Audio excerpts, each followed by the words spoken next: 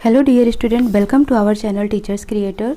Dear students, ये आपका BEd second year Chhatrapati Shahu ji Maharaj university Kanpur university के बच्चों के लिए पेपर है, जो कि पेपर नंबर 4 था। और ये चैप्टर 11 है, विद्यालय निर्देशन सेवा का संगठन, यानी organization of school guidance service कैसे होती है।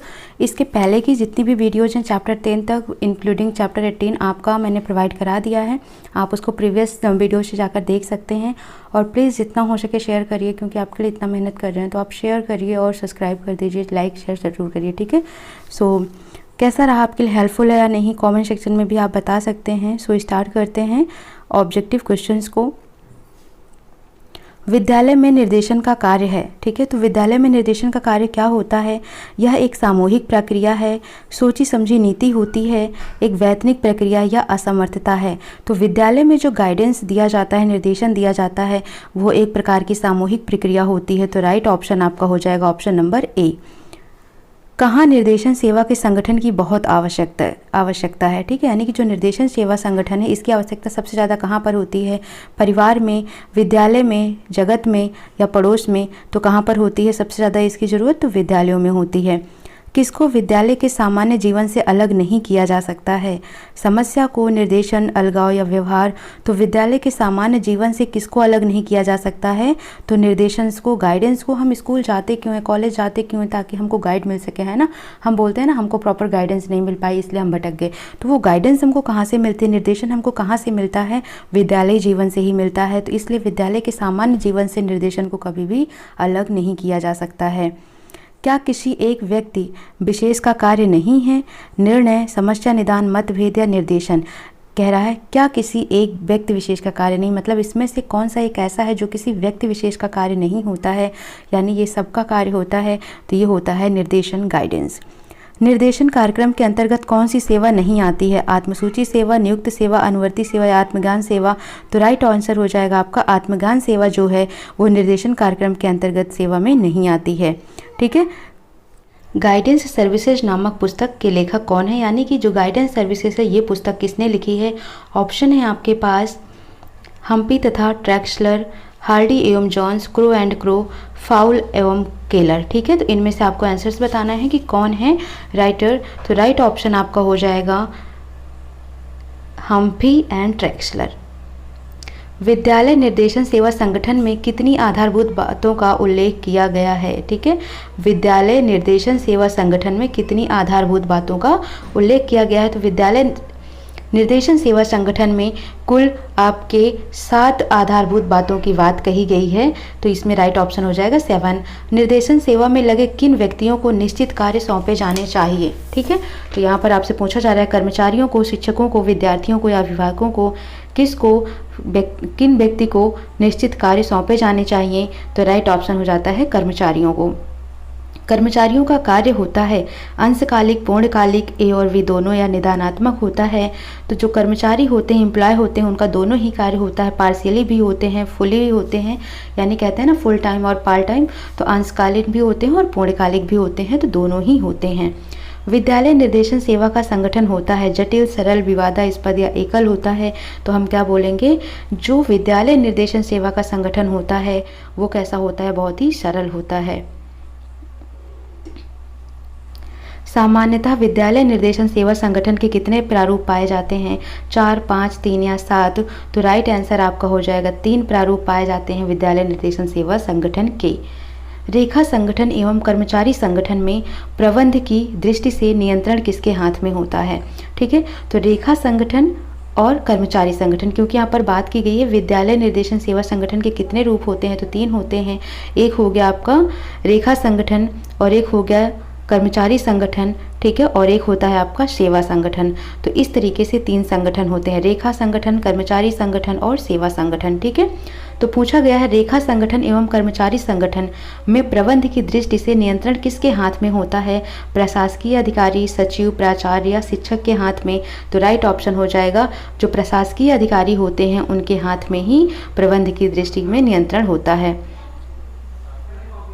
चैप्टर नंबर 13 है, किस संगठन में सामान्य कर्मचारी एवं प्रशासकीय कर्मचारी दोनों ही आते हैं? कर्मचारी संगठन में, रेखा संगठन में, या दोनों में, या इनमें से कोई नहीं? तो राइट ऑप्शन हो जाएगा रेखा संगठन। यानी रेखा संगठन एक ऐसा संगठन है जिसमें सामान्य कर्मचारी भी आते हैं और प्रशासकीय कर्मचारी दोनों ही आते हैं। किसमें निर्देशन सेवा संगठन की बहुत आवश्यकता होती है? तो सेवा संगठन की आवश्यकता सबसे ज़्यादा कहाँ पर होती है? तो विद्यालयों में होती है। किसका महत्वपूर्ण उद्देश्य छात्रों का सर्वांगीण विकास करना होता है? शिक्षा का, व्यवहार का, नैतिकता का, विचार का? तो राइट ऑप्शन आपका हो जाएगा शिक्षा का महत्वपूर्ण उद्देश्य यही है कि वह छात्रों का, जो स्टूडेंट्स हैं उनका हर तरीके से ओवरऑल डेवलपमेंट कर सके। विद्यालय की कैसी सेवा होनी चाहिए? भरपूर, संगठित, दिन रात, या सफल? तो विद्यालय की सेवा कैसी होनी चाहिए? भरपूर, संगठित, दिन रात, या सफल होनी चाहिए। तो विद्यालय की सेवा कैसी होनी चाहिए? ऑर्गेनाइज्ड वे में होनी चाहिए, संगठित होनी चाहिए। निर्देशन सेवाओं का रूप नहीं है, केंद्रीय रूप, मिश्रित रूप, विकेंद्रीय रूप, या समस्यात्मक रूप? तो जो निर्देशन सेवा होते हैं उनका एक रूप इनमें से क्या नहीं है? समस्यात्मक रूप जो है वो निर्देशन सेवाओं का रूप नहीं है। ठीक है, बाकी केंद्रीय, मिश्रित और विकेंद्रीय ये तीनों ही निर्देशन सेवाओं के रूप हैं। प्रश्न 18 है, किसको सामूहिक रूप से निर्देशन देना चाहिए? विशेषज्ञों को, अध्यापकों को, ए और बी दोनों को, या अभिभावकों को? तो सामूहिक रूप से निर्देशन किसको देना चाहिए? विशेषज्ञों और अध्यापकों को देना चाहिए। 19 है, अच्छे निर्देशन संगठन की विशेषता इनमें से क्या नहीं है? व्यक्ति की सहायता करना, तो ये तो होता ही है। परीक्षणों का प्रयोग करना यानी ऑब्जर्वेशन का प्रयोग ये भी होता है। प्रशिक्षित कार्यकर्ताओं का चयन करना, जो पढ़े लिखे लोग होते हैं, एजुकेटेड एम्प्लॉय होते हैं, उनका सिलेक्शन ये भी ज़रूरी है। समस्त कर्मचारियों का एकल दायित्व, हर एक कर्मचारी का एक ही रिस्पॉन्सिबिलिटी हो जाएगी तो फिर और कौन करेगा? तो ये विशेषता नहीं है। तो राइट ऑप्शन क्या हो जाएगा? समस्त कर्मचारियों का एकल दायित्व राइट ऑप्शन नहीं है। एक सफल निर्देशन संगठन के लिए किसको अपना पूर्ण सहयोग और योगदान देना चाहिए? अध्यापक को, छात्र को, अभिभावक को, या कर्मचारी को? तो सफल निर्देशन संगठन के लिए पूर्ण सहयोग और योगदान देना चाहिए वो है अध्यापक। निर्देशन कार्यकर्ताओं और परामर्शदाताओं में हमेशा क्या विद्यमान रहता है? सेवा भाव, आर्थिक संकट, विफलता, या संकलन? तो हमेशा इसको नोट कर लो कि जो निर्देशन कार्यकर्ता होते हैं, परामर्शदाता होते हैं, उनमें हमेशा सेवा भाव की भावना विद्यमान रहती है। निर्देशन सेवाओं के सफल संगठन के लिए किन बातों का ध्यान नहीं रखना चाहिए? सफल संगठन के लिए बहुत ज़रूरी से पढ़ना, बहुत ध्यान से क्वेश्चंस को पढ़ना, असफल मत करना। सफल संगठन की किन बातों का ध्यान नहीं रखा जाना चाहिए? निर्देशन का उद्देश्यों का निश्चय, तो ऑब्जेक्ट हमारे क्या, हमारे एम क्या है, इस तो ज़रूरी है। निर्देशन इनका भी ज़रूरी है। तो किसका ध्यान नहीं रखा जाना चाहिए? तो विभिन्न स्तरों पर संपर्क या परिवार की नियुक्ति। तो राइट ऑप्शन क्या हो जाएगा? परिवार की नियुक्ति, इसका ध्यान नहीं रखना चाहिए। कहाँ निर्देशन कार्य सुचारू रूप से आरंभ करने के लिए कार्यालय, वाचनालय की जरूरत पड़ती है? ठीक है, तो प्रश्न 23 क्या कहता है? कहाँ पर निर्देशन कार्य सुचारू रूप से आरंभ करने के लिए कार्यालय यानी ऑफिस की, वाचनालय यानी स्पीच जहाँ हम देते हैं, लेक्चर देते हैं, वहाँ पर उसकी ज़रूरत पड़ती है? तो ऐसी कौन सी जगह है जहाँ पर इस तरीके की गाइडेंस की ज़रूरत पड़ती है? विद्यालय, परिवार, पड़ोस, या इनमें से कोई नहीं?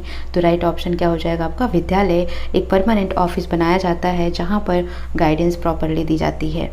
24 है, शब्दकोश के अनुसार, शब्दकोश के अनुसार किससे आशय किसी कार्य के लिए की जाने वाली तैयारी का व्यवस्था से है?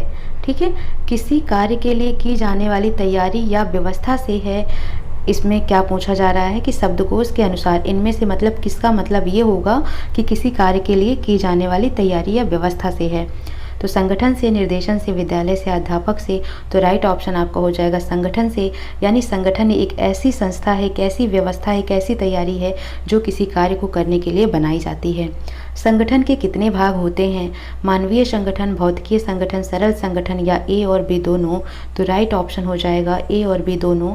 यानी जो संगठन बनाए जाते हैं वो मानवीय भी होते हैं और भौतिकीय संगठन भी होते हैं।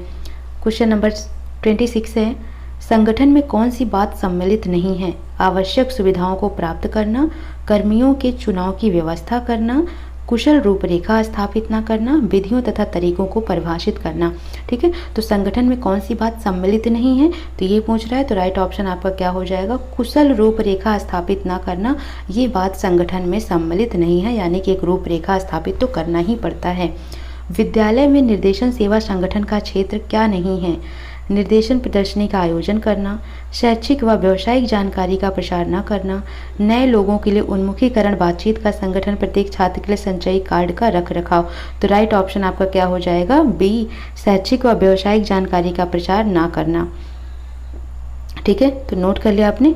तो ये टोटल हमने डिस्कस किए 27 क्वेश्चन, जो कि आपके चैप्टर नंबर 11 से थे। अब हम देखेंगे चैप्टर नंबर 12। चैप्टर नंबर 12 बहुत ही आसान है, जिसमें स्कूल में निर्देशन सेवा के प्रकार, सूचना, व्यक्तित्व स्कंद एवं परामर्श सेवा की बात कही गई है। यानी कि जो गाइडेंस सर्विस हैं ये कितने प्रकार के होते हैं स्कूल में, information, individual, inventory and counselling services क्या हैं, इनके बारे में यहाँ पर कुछ क्वेश्चंस आपसे पूछे गए हैं, उनके आंसर्स देने हैं। ठीक है, तो इसको करते हैं 1 बाय 1। और अगर आप चैनल पर नए हैं तो प्लीज़ चैनल को सब्सक्राइब कर दीजिए, जितना हो सके आप शेयर करिए। मैं पूरी कोशिश करूंगी कि आपको सारी की सारी वीडियो बहुत ही जल्द सभी सब्जेक्ट के प्रोवाइड कर सकूं, ताकि आप बहुत ही अच्छे से प्रिपेयर करके जा सकें। तो स्टार्ट करते हैं क्वेश्चन 1। सूचनाओं की जानकारी किसके लिए आवश्यक है, छात्र के लिए, निर्देशन प्रदाता के लिए, दोनों के लिए, संगठन के लिए। तो याद रखना, जो सूचनाओं की इन्फॉर्मेशन की जानकारी होती है वो छात्र को भी होनी चाहिए, और जो निर्देशन दे रहा है, गाइडेंस दे रहा है, उसको भी होनी चाहिए। तो राइट ऑप्शन हो जाएगा आपका सी, यानी ए और बी दोनों।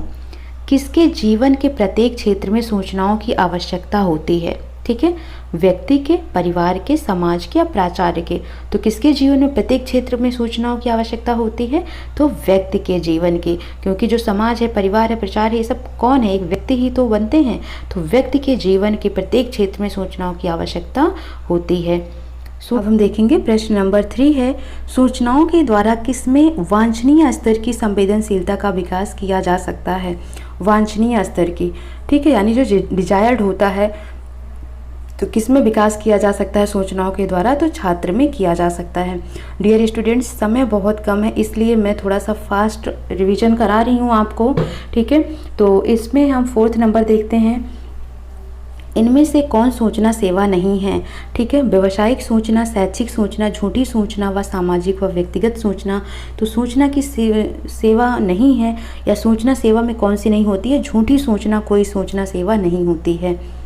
व्यवसाय का महत्व, कार्य की प्रकृति, कार्य की दशाएं, आवश्यक शारीरिक योग्यता, क्षतिपूर्ति, लाभ और हानि आदि को किसने व्यावसायिक निर्देशन हेतु आवश्यक सूचनाएं माना है, तो जॉर्ज ई मायर्स, ट्रेक्सलर, हार्डी या केलर।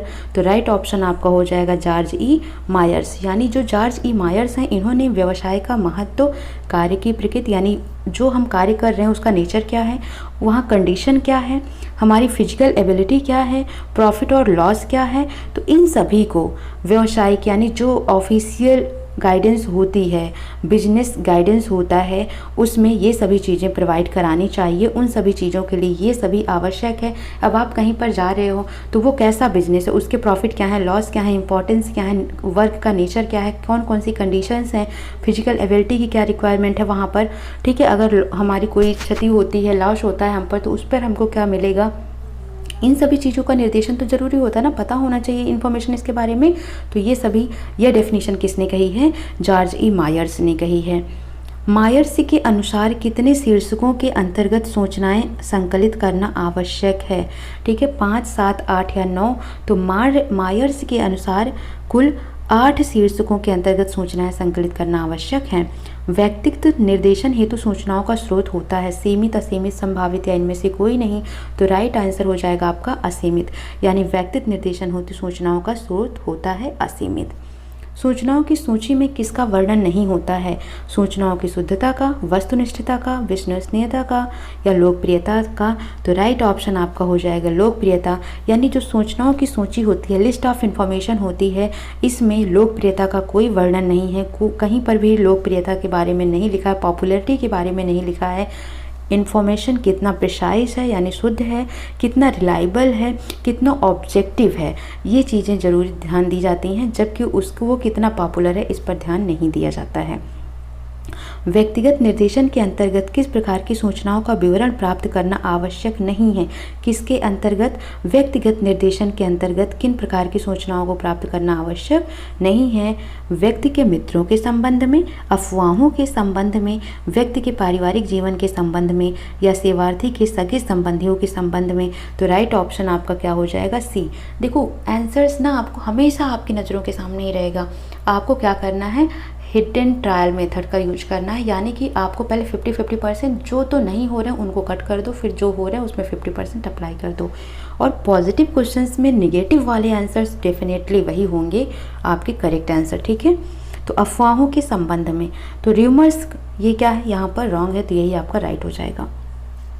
प्रश्न 10 है, सूचना सेवा का मुख्य उद्देश्य निर्देशन की प्रक्रिया को बनाना है। क्या है? सूचना सेवा का मुख्य उद्देश्य क्या है? निर्देशन की प्रक्रिया को बनाना है, यानी कि प्रोसेस ऑफ गाइडेंस को बनाना है। ये है इंफॉर्मेशन सर्विस, ठीक है। तो वस्तुनिष्ठ तथा वैज्ञानिक, सरल एवं भ्रमित, लाभप्रद एवं अस्पष्ट या बिना काम वाली। तो राइट आंसर आपका क्या हो जाएगा? वस्तुनिष्ठ एवं वैज्ञानिक। जो भी निर्देशन की प्रक्रिया हो उसको कैसा बनाया जाए? ऑब्जेक्टिव और साइंटिफिक बनाया जाए, वस्तुनिष्ठ और वैज्ञानिक बनाया जाए। ये सूचना सेवा का मुख्य एम होता है।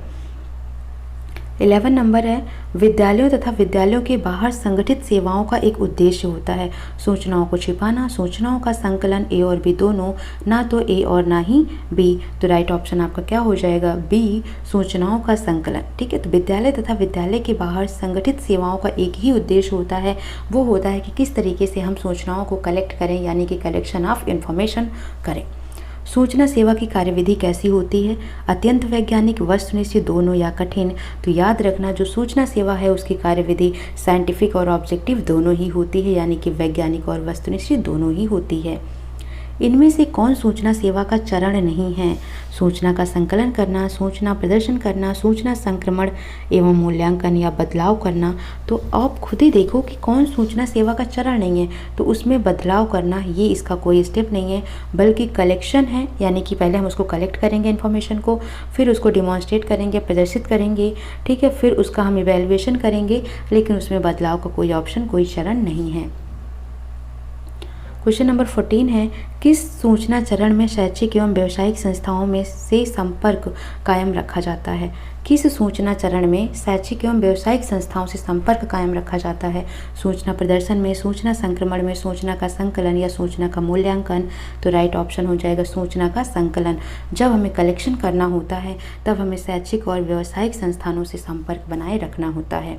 तो राइट ऑप्शन बी हो जाएगा। 15 है, किस चरण में वर्गीकृत सूचनाओं को कंप्यूटरों, वीडियो एवं टंकित आदि को सांप्रियों से सामग्रियों के रूप में प्रदर्शित करने के लिए रखा जाता है? वर्गीकृत सूचनाओं को, यानी जो क्लासिफाइड इन्फॉर्मेशन है, उनको कंप्यूटर, वीडियो या टंकित आदि को किसके रूप में? सामग्री के रूप में प्रदर्शित करने के लिए रखा जाता है। प्रथम चरण, द्वितीय, तृतीय, चतुर्थ चरण। तो राइट ऑप्शन आपका हो जाएगा द्वितीय चरण, ठीक है। तो द्वितीय चरण में ही वर्गीकृत सूचनाओं को कंप्यूटर, वीडियो, टंकित आदि को सामग्री के रूप में प्रदर्शित करने के लिए रखा जाता है। 16 है, किसमें आधुनिक टेक्नोलॉजी के प्रयोग द्वारा सूचनाओं को छात्रों तथा निर्देशन प्रदाताओं तक पहुंचाने की व्यवस्था की जाती है? सूचना संक्रमण एवं मूल्यांकन में, सूचना प्रदर्शन में, संकलन में या सूचना का संग्रह में। तो ध्यान से पढ़ो, क्या कह रहा है? पहुंचने की व्यवस्था की जाती है कहाँ तक? छात्रों और निर्देशन प्रदाताओं तक। तो राइट ऑप्शन क्या हो जाएगा? सूचना संक्रमण एवं मूल्यांकन, ठीक है। तो राइट ऑप्शन ए हो जाएगा। एकत्रित सूचनाओं को कहाँ तक पहुँचाना महत्वपूर्ण है? अभिभावक तक, छात्र तक, मित्र तक या पड़ोस तक? तो जो भी इन सूचना को हम कलेक्ट करते हैं, इन्फॉर्मेशन को इकट्ठा करते हैं, उनको कहाँ तक पहुँचाना जरूरी है? छात्रों तक, है ना, क्योंकि हम क्या पढ़ रहे हैं? ये छात्रों के, स्टूडेंट्स स्कूल लाइफ के बारे में पढ़ रहे हैं, तो छात्रों तक इन्फॉर्मेशन को पहुँचाना महत्वपूर्ण होता है। कैसी सूचनाएं निरर्थक होती हैं? सीमित, असीमित, चार दीवारी तक सीमित या उपयुक्त सभी? तो राइट आंसर हो जाएगा ऐसी इन्फॉर्मेशन जो एक चार दीवारी तक सीमित होती हैं, एक 4 पिलर के अंदर ही रह जाती हैं, वो सूचनाएं क्या होती हैं? निरर्थक होती हैं। 19 है, सूचनाएं छात्रों तक किस तरीके से पहुंचाई नहीं जा सकती हैं? प्रदर्शनी, अफवाह, भ्रमण, सूचना पट्ट द्वारा। तो राइट आंसर है आपका अफवाह के द्वारा सूचनाओं को, करेक्ट सूचनाओं को, राइट इन्फॉर्मेशन को स्टूडेंट्स तक नहीं पहुंचाई जा सकती है। क्वेश्चन नंबर 20 है, फिल्म, रेडियो, टेलीविजन आदि के द्वारा सही सूचना प्रदान करने का ढंग है। प्रदर्शनी, पुस्तकालय, दृश्य श्रव्य सामग्री, वार्तालाप। तो राइट आंसर क्या लग रहा है आपको? दृश्य श्रव्य सामग्री। क्यों? ये ऑडियो विजुअल है, इसमें देख भी सकते हैं, सुन भी सकते हैं, तो चीज़ें बहुत ही क्लियरली समझ आ जाती हैं। वास्तविक रूप से कार्यस्थल पर ले जाकर भी कार्य या व्यवसाय के संबंध में जानकारी जिस माध्यम से छात्रों को दी जाती उसे कहते हैं। तो क्या है ये? एकदम क्लियरली समझ आ रहा है क्या? ये भ्रमण है, यानी कि वास्तविक रूप में अगर हम बच्चों को लेके जाते हैं, ठीक है, और समझाते हैं कि बेटा ये ऐसे है ऐसे है, तो जब हम उनको ले जाकर भ्रमण करा के चीज़ों को दे रहे हैं, इसे कहते हैं भ्रमण। ठीक है। निर्देशन सेवाओं में कैसी सेवा महत्वपूर्ण है, ये पूछा गया है। तो निर्देशन सेवाओं में कैसी सेवा महत्वपूर्ण है? जन सेवा, परामर्श सेवा, दोनों या केवल एक? तो याद रखना, जो परामर्श सेवा है, ठीक है, वो बहुत ही जरूरी है। परामर्श में किस संबंध का विशेष महत्व दिया जाता है? प्रारंभिक संबंध का, मध्य संबंध का, अंतिम संबंध का, या किसी का नहीं? तो याद रखना, जो परामर्श है, परामर्श में प्रारंभिक संबंध को विशेष महत्व दिया जाता है। कौन सी सेवा छात्र के आत्म मूल्यांकन की ओर प्रवृत्त करने में सहायक होती है? परामर्श सेवा, शारीरिक सेवा, पश्च सेवा या जन सेवा? तो याद रखना, परामर्श सेवा जो है वो छात्र के आत्म मूल्यांकन, सेल्फ इवैल्यूएशन की ओर प्रवृत्त करने में हेल्प करती है। परामर्श पूर्ण रूप से किस पर आधारित है? मूल्यांकन पर, संभावना पर, स्वयं निर्देशन पर, सरल उपाय पर? तो जो परामर्श होता है ये किस पर आधारित होता है? तो राइट आंसर हो जाएगा स्वयं निर्देशन पर। प्रत्येक परामर्शदाता अपना कार्य कैसे करता है? पूर्ण ज्ञान से, दूसरों की सलाह से, छात्रों के माध्यम से, अभिभावक की मीटिंग से? तो याद रखना, प्रत्येक परामर्शदाता अपना कार्य पूर्ण ज्ञान से ही प्राप्त करता है या कंप्लीट करता है। सूचना सेवा की आवश्यक सामग्री इनमें से क्या नहीं है? व्यवसाय का चयन करना, कार्य की आदत, व्यवसायों से संबंधित ज्वलंत उदाहरण? तो क्या नहीं है? ज्वलंत उदाहरण जो है सूचना सेवा की आवश्यक सामग्री नहीं है। इस तरीके से हमने 11 और 12 को कंप्लीट किया। अब हम 13 को भी कंप्लीट कर लेते हैं। ठीक है, तो चैप्टर नंबर 13 है हमारा नियोजन तथा अनुवर्ती सेवाएं, यानी जो प्लेसमेंट होती है और फॉलोअप सर्विस होती है, ये क्या है? इनके बेस पर कुछ क्वेश्चंस आपको दिए गए हैं जिन्हें हम देखते हैं। ठीक है, चैनल पर नए हैं तो प्लीज़ सब्सक्राइब कर दीजिए, क्योंकि आपके लिए इतना मेहनत कर रहे हैं। लाइक कर दीजिए, जितना हो सके शेयर करिए। ठीक है, क्योंकि इतना मेहनत करने के बाद भी अगर रिजल्ट नहीं मिलता है, नो लाइक, नो सब्सक्राइब, ठीक है, नो शेयरिंग, तो फिर समझ नहीं आता है। इससे हमें कोई बेनिफिट नहीं मिल रहा है, बट हाँ एक मोटिवेशन मिलता है कि हाँ हम आपके लिए और काम करें। ठीक है, सो याद रखिए 13 नंबर देखते हैं। परामर्श एवं निर्देशन सेवाओं में किस सेवा का स्थान अत्यंत महत्वपूर्ण है? नियोजन का, संकलन का, समन्वय का या मध्यस्थ का? तो कितना है? किसका है? नियोजन का। ठीक है, तो परामर्श एवं निर्देशन सेवाओं में नियोजन जो है इसका स्थान सबसे महत्वपूर्ण है। नियोजन में कौन सी बात महत्वपूर्ण है? कृत्य के लिए उपयुक्तता, व्यक्ति को संतोष, दोनों या पुरस्कार वितरण? तो याद रखना, नियोजन यानी जो प्लेसमेंट होता है, तो प्लेसमेंट में किस बात को सबसे ज़्यादा महत्वपूर्ण बताया जाता है? तो कृत्य के लिए उपयोगिता और व्यक्ति को संतोष। भाई हमारा प्लेसमेंट जहाँ होना है वो हमारे लिए, हम उससे सेटिस्फाइड हों, ठीक है, हमारे लिए वो यूजफुल हो, तब तो ये ठीक है। तो ए और बी दोनों ही इम्पॉर्टेंट हैं। ठीक है, नेक्स्ट क्वेश्चन है, सामान्यतः नियोजन शब्द का अर्थ श्रमिक को इसके लिए सबसे उपयुक्त कृत्य प्रदान करने से लिया जाता है। यह किसका कथन है? एंड्रयू तथा विली, फ्राउलिक, इंग्लिश और इंग्लिश, हम्फ्रीज तथा ट्रैक्सलर। ठीक है, तो ये किसका कथन है? ये इंग्लिश का कथन है। इनके अनुसार सामान्यतः जो नियोजन है, प्लेसमेंट शब्द है, इसका अर्थ होता है श्रमिक को उसके लिए सबसे उपयुक्त कृत्य प्रदान करना। ठीक है, यानी जो उसके लिए सबसे ज़रूरी है, जैसे आपने जो चीज़ किया है, जो आपने एजुकेशन की है, उसके मन मुताबिक आपको जॉब मिल सके, तो मेन प्लेसमेंट का मतलब वही होता है। किस में कृत्य के अनुरूप व्यक्ति की योग्यता एवं व्यक्ति का संतोष सम्मिलित होता है? नियोजन में ही, यानी कि इसका राइट ऑप्शन हो जाएगा नियोजन, उपयुक्तता, परामर्श, योग्यता। सॉरी एक मिनट, किसमें कृत्य के अनुरूप व्यक्ति की योग्यता एवं व्यक्ति का संतोष सम्मिलित है? नियोजन में, उपयुक्तता में, परामर्श में या योग्यता में? तो सॉरी ये हो जाएगा उपयुक्तता में। ठीक है, उपयुक्तता में ही व्यक्ति की योग्यता और व्यक्ति का संतोष सम्मिलित होता है।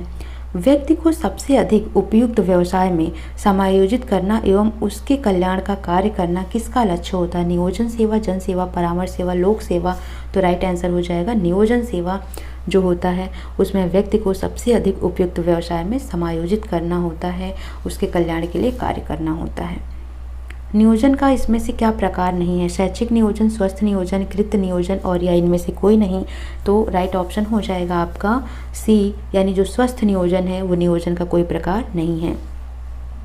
छात्रों के व्यवसायिक उद्देश्यों को ध्यान में रखते हुए किसकी व्यवस्था की जाती है? कृत नियोजन की, शैक्षिक नियोजन की, सामाजिक नियोजन की या पृथक नियोजन की? तो याद रखना जो शैक्षिक नियोजन, क्योंकि छात्र आ गया ना, तो छात्र के व्यवसायिक उद्देश्य को ध्यान में रखते हुए शैक्षिक नियोजन की व्यवस्था की जाती है।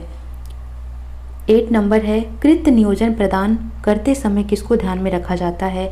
व्यक्ति की शैक्षिक पृष्ठभूमि को, व्यक्ति का अनुभव, ए और बी दोनों, पारिवारिक पृष्ठभूमि को? तो किसको ध्यान में रखते हैं? व्यक्ति की शैक्षिक पृष्ठभूमि और व्यक्ति का अनुभव, एक्सपीरियंस क्या है, इन दोनों को ही ध्यान में रखते हैं जब हम उसको कोई कृत नियोजन प्रदान करते हैं।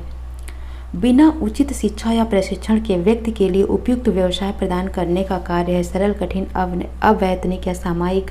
तो याद रखना बहुत ही कठिन काम होता है जब कोई उचित शिक्षा नहीं लिया होता है या कोई ट्रेनिंग नहीं लिया होता है, उसको कोई काम देना बड़ा ही कठिन हो जाता है कि ये किस टाइप का काम कर पाएगा या नहीं। किस पर शैक्षिक एवं व्यावसायिक निर्देशन के संदर्भ में विचार करना ही उचित होगा? सामान पर, विद्यालय पर, परिवार पर, नियोजन पर? तो याद रखना राइट आंसर आपका हो जाएगा डी, यानी नियोजन पर। जो नियोजन है, नियोजन पर शैक्षिक एवं व्यावसायिक निर्देशन के संदर्भ में विचार करना उचित होगा। किसी सामाजिक उपयोगिता की दृष्टि से नियोजन में सहायता करना विद्यालय का कर्तव्य है? शिक्षा की, प्राचार्य की, कक्षा की, समाज की? तो याद रखना जो शिक्षा है, शिक्षा की सामाजिक उपयोगिता की दृष्टि से नियोजन में सहायता करना विद्यालय का कर्तव्य होता है। किसका कार्य मात्र शैक्षिक है? ठीक है, मात्र शैक्षिक है, एजुकेशन है। अभिभावकों का, शिक्षा संस्थानों का, प्रथम उत्तीर्ण छात्रों का या कार्यालयों का? तो याद रखना जो शिक्षा संस्थान है इनका मुख्य कार्य होता है शिक्षा देना, यानी कि शैक्षिक। वर्तमान में नियोजन की व्यवस्था करने एवं उसमें सहयोग प्रदान करने से किसको लाभ पहुंचता है? शिक्षार्थी को, चपरासी को, शिक्षा संस्थान को या ए और बी दोनों को? तो याद रखना इसका राइट आंसर हो जाएगा डी, यानी ए और बी दोनों को, शिक्षार्थी और शिक्षा संस्था दोनों को ही नियोजन की व्यवस्था करने में और उसमें सहयोग प्रदान करने में लाभ मिलता है। नेक्स्ट है क्वेश्चन नंबर 14। विद्यालयों में नियोजन के उत्तरदायित्व को पूरा करने के लिए क्या होना चाहिए? नियोजन कार्यालय की स्थापना, नियोजन परामर्शदाता की व्यवस्था, ए और बी दोनों या इनमें से कोई नहीं? तो राइट ऑप्शन हो जाएगा सी, यानी ए और बी दोनों। तो विद्यालय में नियोजन के उत्तरदायित्व को पूरा करने के लिए नियोजन कार्यालय की स्थापना और नियोजन परामर्शदाता दोनों की व्यवस्था होनी चाहिए। नियोजन सेवाओं को उपलब्ध कराने में शिक्षा संस्थानों के प्रति किसका विश्वास एवं आस्था बढ़ेगा? छात्रों का, प्राचार्य का, अभिभावकों का या अध्यापक का? तो राइट ऑप्शन आपका हो जाएगा ए, यानी कि छात्रों का। ठीक है, क्वेश्चन नंबर 16 हम देखेंगे। किस कार्य में शिक्षा संस्थानों का स्थान इसलिए भी महत्वपूर्ण है कि वे छात्रों की योग्यता, अनुभव एवं शैक्षिक पृष्ठभूमि से अधिक परिचित होती हैं?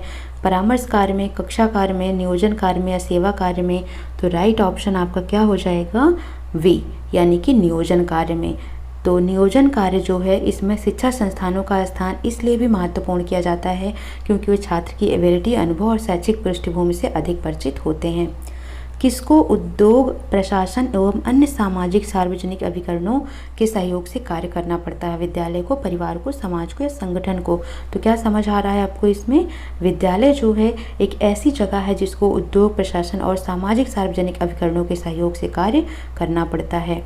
18 नंबर, किस सेवा से अभिप्राय उन सेवाओं से है जो प्रशिक्षण प्राप्त करने तथा कार्य में लगने के बाद उत्तरोत्तर विकास के लिए की जाती हैं? तो राइट ऑप्शन आपका हो जाएगा अनुवर्ती। ठीक है, किसके अनुसार अनुवर्ती प्रक्रिया नौजवानों को उनके स्कूल में तथा व्यावसायिक प्रशिक्षण कार्यक्रम या व्यवसाय में उत्तम समायोजन के लिए उसको सहायता के लिए सूचनाएं प्रदान करने हेतु तैयार किए गए निर्देशन कार्यक्रम का मूलभूत तत्व है? यह किसने कहा है? डाउनिंग, केलर, हार्डी या ट्रैक्सलर ने? तो राइट ऑप्शन डियर स्टूडेंट हो जाएगा डाउनिंग ने। डाउनिंग ने कहा जो अनुवर्ती प्रक्रिया है वह नौजवानों को उनके स्कूल में या जो उनका व्यावसायिक प्रशिक्षण कार्यक्रम है या जो भी उनका व्यवसाय है उसमें किस तरीके से उनको एडजस्ट करना है, तो एडजस्टमेंट के लिए उनको सहायता के लिए सूचनाएं प्रदान करने हेतु तैयार करने वाला एक तरीके का प्रक्रिया है। इनमें से कौन निर्देशन कार्यक्रम का एक अंग नहीं है? लोक सेवा, परामर्श, अनुवर्ती सेवा या परामर्श सेवा? तो राइट आंसर क्या हो जाएगा? जो अनुवर्ती सेवा है वह निर्देशन कार्यक्रम का अंग नहीं है। 21 अनुवर्ती सेवा द्वारा किसको अपनी प्रगति की गति एवं प्रगति के स्वरूप को जानने में सहायता मिलती है? उपबोध को, काउंसली को, दोनों को या समूह को? तो याद रखना जो उपबोध है और काउंसली है दोनों को ही अनुवर्ती सेवा द्वारा अपने प्रगति की गति और प्रगति के स्वरूप यानी कि अभी उसका जो इम्प्रूवमेंट हो रहा है उसकी स्पीड क्या है और कैसा है ये जानने में हेल्प मिलती है। बिना अनुवर्ती सेवा या अध्ययन के कौन सा कार्यक्रम अधूरा है? निर्देशन कार्यक्रम, परिपूर्ण कार्यक्रम, आवश्यक कार्यक्रम, संग्रह कार्यक्रम? तो याद रखना इसका राइट आंसर हो जाएगा निर्देशन कार्यक्रम जो है अनुवर्ती सेवा के बिना अधूरा है। कौन सा अध्ययन, परामर्श और निर्देशन कार्यक्रम की सफलता के मूल्यांकन की एक विधि है? परामर्शी अध्ययन, अनुवर्ती अध्ययन, मध्यस्थ अध्ययन या छात्र अध्ययन? तो राइट ऑप्शन आपका हो जाएगा अनुवर्ती अध्ययन जो है वो परामर्श और निर्देशन कार्यक्रम की सफलता के मूल्यांकन की एक विधि है। अनुवर्ती अध्ययन संस्था को अपने छात्रों को किन क्षेत्रों में सामंजस्य की मात्रा तथा गति का पता लगाने में सहायक करता है?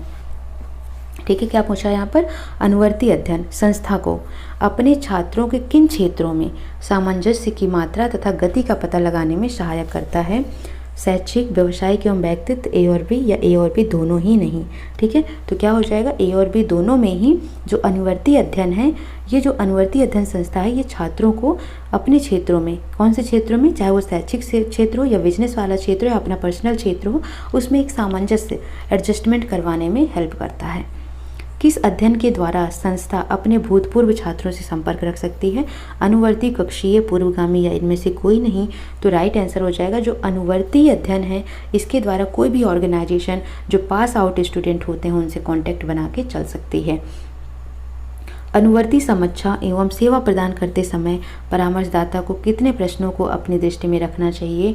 5, 7, 3 या 4? तो इसका राइट आंसर हो जाएगा 3 प्रश्नों को अनुवर्ती समीक्षा एवं सेवा प्रदान करते समय परामर्शदाता को अपनी दृष्टि में रखना चाहिए। नाउ क्वेश्चन नंबर 27 और लास्ट क्वेश्चन है, कौन व्यावसायिक जीवन की तैयारी के लिए आवश्यक शिक्षा प्राप्त करता है? छात्र, अध्यापक, प्राचार्य या मित्र? तो राइट ऑप्शन हो जाएगा छात्र, यानी छात्र व्यावसायिक जीवन की तैयारी के लिए आवश्यक शिक्षा प्राप्त करता है ना। बिजनेस के लिए तो करते हैं हम लोग, जॉब के लिए करते हैं, तो छात्र जो होते हैं वो व्यावसायिक जीवन की तैयारी के लिए आवश्यक शिक्षा प्राप्त करते हैं। तो इस तरीके से इस वीडियो में हमने चैप्टर 11, 12 और 13 3 चैप्टर देखे हैं। अब बचते हैं हमारे 4th चैप्टर 14, 15, 16, 17। ठीक है, तो उनको हम 2-2 करके देख लेंगे 2 वीडियोज में।